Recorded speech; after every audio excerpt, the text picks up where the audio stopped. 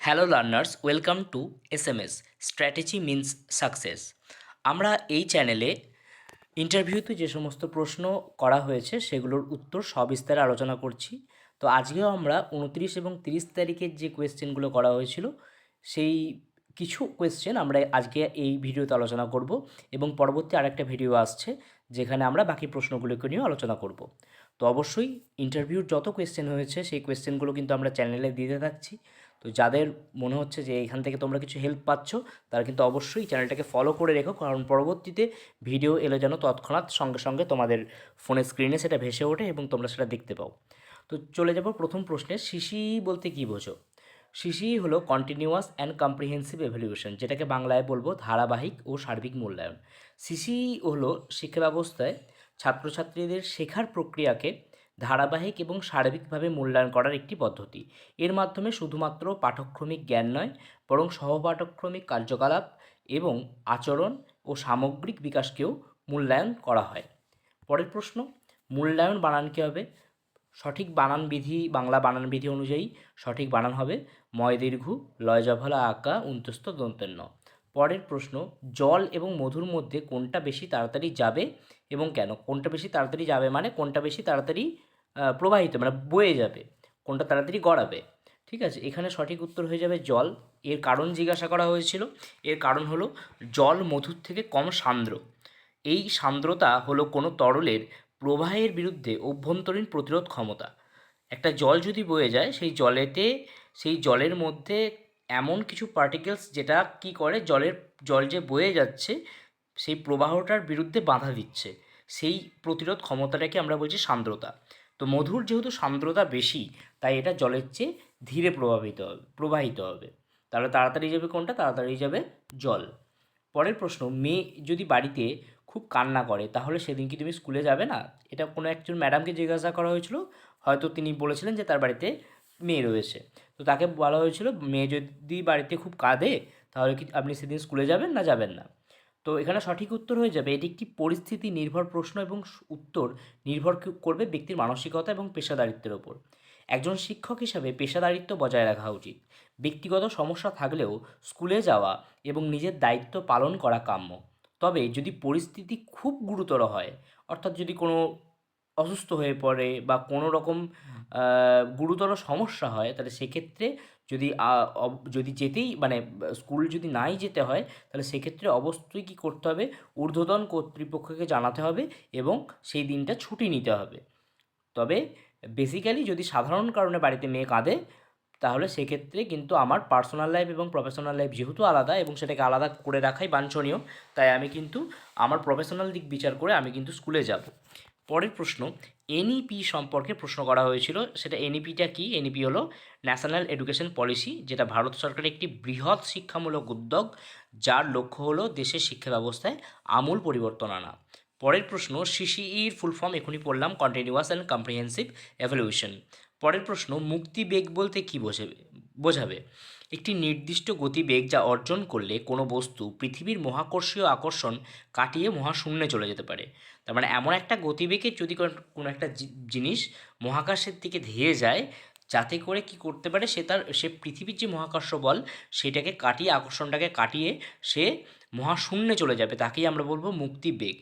বাচ্চাদের বোঝানোর জন্য আমরা উদাহরণ ব্যবহার করব যে যখন আমরা একটি বল উপরের দিকে ছুড়ে দিই তখন কিছুক্ষণ পরে সেই বলটা আবার মাটিতে ফিরে আসে। বল বা ঢিল যদি আমরা কিছু ছুড়ি তাহলে কিছুক্ষণ পরে আমরা কিন্তু দেখব সেই বলটা বা ঢিলটা পৃথিবীর দিকে ফিরে আসে। এটাই হচ্ছে পৃথিবীর মহাকর্ষণ বল যেটা তাকে টেনে ধরে। এবার আমরা যদি কোনো রকেটের দিকে তাকাই তাহলে সেই রকেট কী করে? রকেট যখন মহাশূন্যে যায় তার যে গতিবেগ, সেই গতিবেগ একটা নির্দিষ্ট গতিবেগ, সেই গতিবেগটা হচ্ছে 11.2 কিলোমিটার পাওয়ার সেকেন্ড, 11.2 কিলোমিটার পার সেকেন্ড। এই গতিবেগে যদি সেই রকেটটা ওড়ে তাহলে সে কিন্তু পৃথিবীর এই মহাকর্ষ বলটাকে কাটিয়ে সে কিন্তু মহাশূন্যে প্রবেশ করতে পারবে। এটা কি আমরা বলি মুক্তিবেগ। পরের প্রশ্ন, নিউটনের তৃতীয় গতিসূত্র আপনারা কিভাবে বাচ্চাদের বোঝাবেন? প্রতিটি ক্রিয়ার সমান এবং বিপরীত প্রতিক্রিয়া আছে। এটি বোঝানোর জন্য সহজ উদাহরণ হলো লাফ দেওয়া। অর্থাৎ আমরা যখন হাই জাম্প বা লং জাম্প প্র্যাকটিস করি বা স্কুলের ক্রীড়া অনুষ্ঠানের সময় যখন আমরা লং জাম্প বা হাই জাম্প মারি তখন আমরা কি করি? তখন আমরা ছুটতে ছুটতে গিয়ে একটা জায়গায় মানে যেখানে লং জাম্পটা হচ্ছে সেই জায়গায় আমরা একটা জোরে লাফ দিই। তো জোরে লাফ দেওয়ার অর্থ হচ্ছে মাটিতে আমরা পা দিয়ে জোরে সেখানে স্পর্শ করি। মাটিতে জোরে লাফ দিলে কি হয়, আমরা যে পরিমাণ ফোর্স, যে পরিমাণ বল ওখানে প্রয়োগ করি, সেই পরিমাণ বলের সাহায্যে কিন্তু আমরা ততটা উপরে উঠতে পারি। তো এটা কি আমরা বোঝাতে পারি যে আমরা মাটিতে যখন আমরা আমাদের পা দিয়ে বল প্রয়োগ করি, তখন মাটিও কিন্তু সমান এবং বিপরীতভাবে একটা বল প্রয়োগ করে, যেটাকে আমরা বলছি প্রতিক্রিয়া। ঠিক আছে, এর ফলেই কিন্তু আমরা উপরের দিকে উঠতে পারি। রকেট উৎক্ষেপণের উদাহরণ এখানে দেওয়া যেতে পারে, যেখানে রকেট নিচের দিকে গ্যাস ছাড়ে এবং ওই গ্যাসের ধাক্কায় যে রকেট উপরের দিকে উঠে যায়, এটাই হলো তার প্রতিক্রিয়া। গ্যাস ছাড়াটা হচ্ছে ক্রিয়া, এবং গ্যাসের যে ধাক্কায় রকেটটা মাটি থেকে উপরের দিকে উঠে যায়, সেটা হলো তার প্রতিক্রিয়া। পরের প্রশ্ন, বনফুল কার ছদ্মনাম? বনফুল বলাইচাঁদ মুখোপাধ্যায়ের ছদ্মনাম। বনফুল হলো বিখ্যাত বাঙালি কথাসাহিত্যিক বলাইচাঁদ মুখোপাধ্যায়ের সাহিত্যিক ছদ্মনাম। সূর্যমুখী ফুল ফোটে কেন? আচ্ছা, এটা হচ্ছে এটা কোয়েশ্চেন ছিল, সূর্যমুখী ফুল সূর্যের দিকে মুখ করে ফোটে কেন, বা সূর্যের দিকে এগিয়ে যায় কেন? এর এর সঠিক উত্তর হয়ে যাবে হেলিওট্রপিজম, বা এটাকে ফটোট্রপিজমও বলা হয়, বা সূর্যালোকের প্রতি সংবেদনশীলতার জন্যই সূর্যমুখী ফুল ফোটে এবং সূর্যের গতিপথকে অনুসরণ করে। সূর্যমুখী ফুলের এই আচরণকে বলা হয় ফটোট্রপিজম বা হেলিওট্রপিজম। ফুলের মধ্যে থাকা বিশেষ ধরনের হরমোন, যেটা বিশেষ ধরনের হরমোনটা কি অ্যাকচুয়ালি, সেটা হচ্ছে অক্সিন হরমোন। এই অক্সিন হরমোন আলোর দিকে বৃদ্ধিতে সাহায্য করে, যার ফলে ফুলটি পূর্ব দিক থেকে পশ্চিম দিকে সূর্যের গতিপথ অনুসরণ করে ঘোরে। রাতের বেলা এটি আবার ঠিক পূর্ব দিকে ফিরে আসে। তাহলে এটার প্রধান কারণ হচ্ছে হেলিওট্রপিজম বা সূর্যালোকের প্রতি সংবেদনশীলতা। এই সংবেদনশীলতার জন্য সূর্য যখন পূব দিকে পশ্চিম দিকে যায়, এর অক্সিন হরমোনের প্রভাবে এই সূর্যমুখী ফুল কিন্তু সেইভাবে সূর্যের দিকে মুখ করে একই পথ অনুসরণ করে, এবং রাতের বেলা আবার ঠিক সময় পূর্ব দিকে এটা ফিরে আসে। বাচ্চাদের জ্যামিতির ধারণা কিভাবে দেবে? আচ্ছা, বাচ্চাদের দৈনন্দিন জীবনে পরিচিত বস্তু ব্যবহার করে জ্যামিতির ধারণা দেওয়া যেতে পারে। ব্যাখ্যা, যেমন বিভিন্ন আকৃতি, যেমন আমরা ঘড়ি যদি দেখাই, ঘড়ি একটা গোল ধরনের বস্তু, যেটাকে আমরা অ্যাজ এ বৃত্ত কম্পেয়ার করতে পারি, এবং তার সাথে সাথে টেবিলকে আমরা কম্পেয়ার করতে পারি আয়তক্ষেত্রের সঙ্গে, এবং বইও একটা আয়তক্ষেত্র। ঠিক আছে, তো এইভাবে কিন্তু আমরা কম্পেয়ার করতে পারি। এছাড়াও রেখা ও বিন্দু, পেন্সিল দিয়ে কাগজের দাগ কেটে একটা রেখা আঁকতে পারি, ডট দিয়ে একটা বিন্দু আঁকতে পারি, খেলার ছলে ফিতে বা স্কেল দিয়ে দৈর্ঘ্য মাপতে পারি। একটা বাচ্চার যখন আমরা দৈর্ঘ্য মাপি, স্কুলে যেহেতু দৈর্ঘ্য ওজন এগুলো মাপতে হয়, তখন আমরা দেখাতে পারি যে ফিতে দিয়ে আমরা একজনের দৈর্ঘ্য মাপছি, তার উচ্চতা মাপছি। তো এইভাবে কিন্তু আমরা খেলার ছলে বাচ্চাদের জ্যামিতির ধারণা দিতে পারি। পরের প্রশ্ন, বিশ্ব ব্রেইল দিবস কবে? বিশ্ব ব্রেইল দিবস হলো 4ঠা জানুয়ারি। প্রত্যেক বছর 4ঠা জানুয়ারি বিশ্ব ব্রেইল দিবস পালন করা হয়। এনইপি 2020 সম্পর্কে বলুন। এনইপি 2020 যেটা হলো একটা জাতীয় শিক্ষানীতি, এটা ভারতের শিক্ষা ব্যবস্থাকে নতুন করে সাজানোর জন্য তৈরি করা হয়েছে। এর মূল লক্ষ্য হলো শিক্ষার গুণমান বাড়ানো এবং শিক্ষার্থীদের ভবিষ্যতের জন্য প্রস্তুত করা। আচ্ছা, এনইপি 2020 নিয়ে অনেক কোয়েশ্চেন আসছে। তো এনইপি 2020-র স্ট্রাকচারটা কি, এটা আমি একটা ভিডিওতে বলে দিয়েছি। এনইপি 2020 যে আমাদের একাডেমিক স্ট্রাকচার এখন, সেটা এখন কী রয়েছে, তো সেটা আমাকে একটু কমেন্টসে সবাই জানাও। এর পরের প্রশ্ন, মেঘ কী বলুন? মেঘ হলো জলীয় বাষ্পের সমষ্টি। মেঘ হলো জলীয় বাষ্পের সমষ্টি। মেঘ হলো বায়ুমণ্ডলে ভাসমান অসংখ্য ক্ষুদ্র জলকণা বা বরফ কণার সমষ্টি।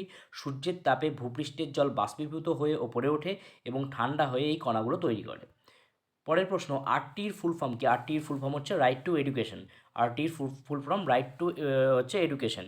আর আরটিআই যদি হয়, তাহলে রাইট টু ইনফরমেশন, যেটা হচ্ছে সরকার সমস্ত নথি বা তথ্য সেটা কিন্তু সাধারণ জনগণের কাছে প্রকাশ করতে বাধ্য। এটা হচ্ছে রাইট টু এডুকেশন, জানার অধিকার আমাদের রয়েছে। ঠিক আছে, তো এখানে আরটি রয়েছে, আরটির ফুল ফর্ম হচ্ছে রাইট টু এডুকেশন। পরের প্রশ্ন, পশ্চিমবঙ্গের প্রতিবেশী রাজ্য এবং রাজধানীর নাম। পশ্চিমবঙ্গের প্রতিবেশী রাজ্য বিহার, যার রাজধানী পাটনা; ঝাড়খণ্ড, যার রাজধানী রাঁচি; ওড়িশা, যার রাজধানী ভুবনেশ্বর; অসম, যার রাজধানী হচ্ছে দিসপুর; এবং সিকিম, যার রাজধানী হচ্ছে গ্যাংটক। বিহার পাটনা, ঝাড়খণ্ড রাঁচি, ওড়িশা ভুবনেশ্বর, অসম দিসপুর, সিকিম গ্যাংটক।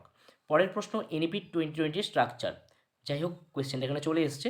তো এনইপি 2020 স্ট্রাকচার হচ্ছে 5+3+3+4। 5+3+3+4, যেখানে আমরা তিনটে টোটাল, আমরা এখানে 4টে স্টেজ রাখছি। যেটা হচ্ছে 5টাকে আমরা বলছি 5 বছর, যেটা হচ্ছে ফাউন্ডেশনাল স্টেজ, যেটা হচ্ছে 3 বছর প্রাক প্রাথমিক এবং ক্লাস 1 আর 2। তাহলে 3 বছর হচ্ছে প্রাক প্রাথমিক, মানে ক্লাস 1-এ ভর্তি হওয়ার আগে 3 বছর, এবং ক্লাস 1 এবং 2 হচ্ছে 2 বছর, টোটাল 5 বছর। এরপরে আসে আমাদের প্রিপারেটরি স্টেজ, যেখানে হচ্ছে 3 বছর, ক্লাস 3 থেকে 5, 3, 4, 5, এটা হচ্ছে প্রিপারেটরি স্টেজ। 5 থেকে 5 পর্যন্ত হয়ে গেল।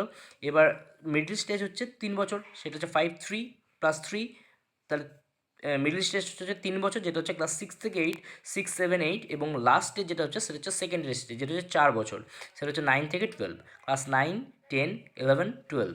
ঠিক আছে, এইটা হচ্ছে 4 বছর। তাহলে এনইপি টোটাল স্ট্রাকচার হচ্ছে 5, 3, 3, 4, যেখানে আমরা ফাউন্ডেশন স্টেজে 3 বছর প্রাক প্রাথমিক এবং হচ্ছে 2 বছর হচ্ছে 1, 2। তারপরে আমরা চলে যাচ্ছি প্রিপারেটরি স্টেজে, যেটারও সময়সীমা হচ্ছে 3 বছর, যেটা হচ্ছে ক্লাস 3 থেকে 5, এবং মিডল স্টেজ যেটাও 3 বছর, যেটা হচ্ছে 6 থেকে 8, এবং সেকেন্ডারি স্টেজ যেটা হচ্ছে 4 বছর, সেটা হচ্ছে 9 থেকে 12।